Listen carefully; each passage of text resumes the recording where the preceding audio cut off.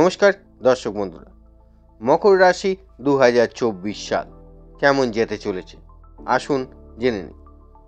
দেবগুরু বৃহস্পতি 1 মে পর্যন্ত আপনার চতুর্থ ভাবে থাকবেন। আপনার এর কারণে পারিবারিক জীবনে সুখ অবশ্যই দেখতে পাবেন।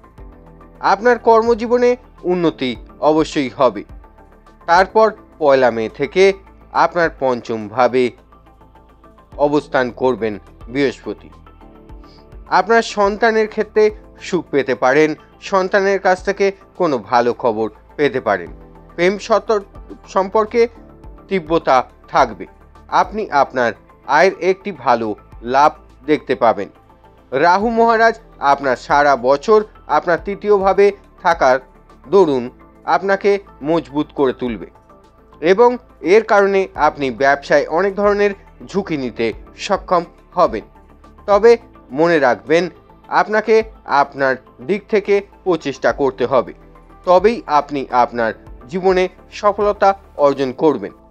যাই হোক দর্শক বন্ধুরা, এবার আপনাদের কেতু শনিদেব আছেন দ্বিতীয়ভাবে থাকার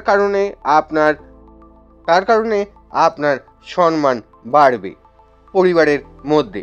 এই বছর আপনি আপনার জীবনে বিশেষ ক্ষেত্রে লাভ আগ্রহ করতে পারেন।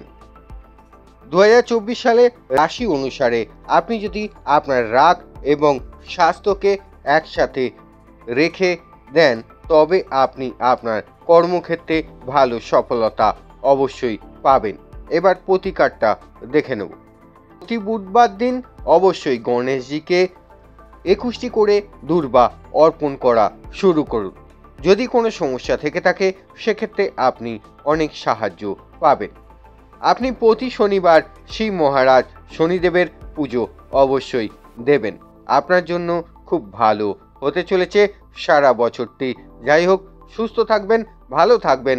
আবার একটি নতুন ভিডিও নিয়ে আপনাদের সাথে দেখা হচ্ছে। অবশ্যই সাবস্ক্রাইব করতে ভুলবেন না এবং পাশে থাকার জন্য অনুরোধ রইল।